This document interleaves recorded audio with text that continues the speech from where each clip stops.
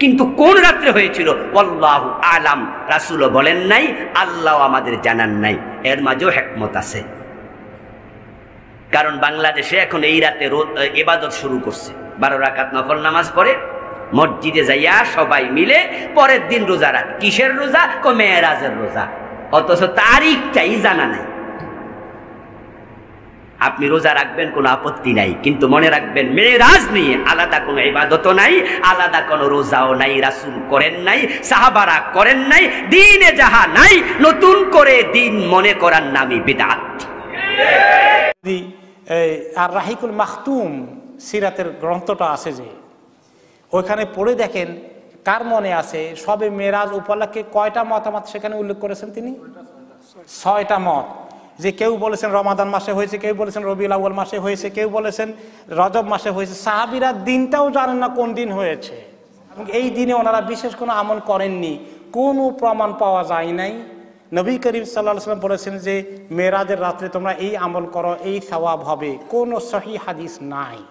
যদি কিছু থাকে সব বানোয়াট, মানুষের বানানো মিথ্যা হাদিস। ये शब मेराज का जिक्र ऐसी कोई कुरान और हदीस की, सही हदीस की रोशनी में हमें नहीं मिलती कि हमें जागना चाहिए, या मुर्दों की ऐसी कोई जिक्र नहीं मिलती। মেরাজ হয়েছে এটা আপনি বিশ্বাস করবেন, মনে প্রাণে বিশ্বাস করবেন, এর উপরে আপনি ঈমান আনবেন, কিন্তু মেরাজকে কেন্দ্র করে কোনো আমল করা যাবে না, যেহেতু এটা রাসূল সাল্লাল্লাহু আলাইহি ওয়াসাল্লাম করেন নাই। রাসূল যেটা করেন নাই, সাহাবায়ে কেরাম যেটা করেন নাই, রাসূলুল্লাহ সাল্লাল্লাহু আলাইহি ওয়াসাল্লামের কোনো হাদিস দ্বারা যেটা প্রুভড নয়, সেটা আপনি কেন করবেন?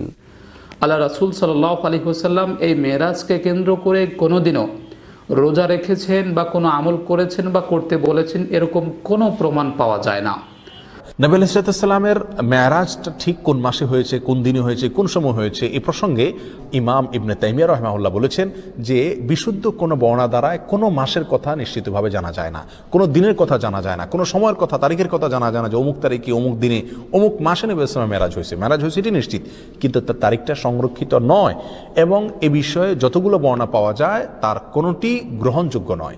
বিধায় এই মাসকে মেরাজের মাস, এবং এই মাসের 27 তারিখে শবে মেরাজ এর রাত মনে করে সে রাতে বিশেষ কোনো আমল করা, এই রাতকে বিশেষ কোনো পদ্ধতি উদযাপন করা, এটি হলো রজব মাসের সবচেয়ে বড় বিদআত, যার সঙ্গে ইসলামী শরিয়ার কোনো সম্পর্ক নাই। এই শবে মেরাজ বলুন বা শবে বারাত নামে যেটা মানুষ চালু করেছে, এগুলি কোনোটাই আসলে ইসলামী শরীয়তে অনুমোদিত বিষয় নয়। সালাতও নেই, কোনো ইবাদতও নেই, এবং পালন করার বিষয় নয়, পালন করার জন্য একত্রিত হওয়া জায়েজ নেই। কোনোভাবেই এটাকে উল্লেখ করা, মানুষের কাছে তুলে ধরা বা এটার ফজিলত আছে বর্ণনা করা, কোনোটাই জায়েজ নেই। শবে মেরাজের রাতের কোনো খাস ইবাদত হাদিসের মধ্যে আসে নাই, এই জন্য কোনো রোজা রাখতে হবে তাও কোনো হাদিসের মধ্যে নাই। জি না, মেরাজের কোন এরকম নামাজ, মেরাজের কোন আনুষ্ঠানিকতা ইসলামের মধ্যে নাই। প্রিয় ভাইরা, খুব ভালো করে খেয়াল করেন, সাহাবায়ে কেরামের ন্যূনতম ডেট তারিখের ব্যাপারে আগ্রহ ছিল না। তারা ঘটনাটা বুঝতেন, শিক্ষাটা নিতেন, এটার আগ্রহই ছিল না তাদের।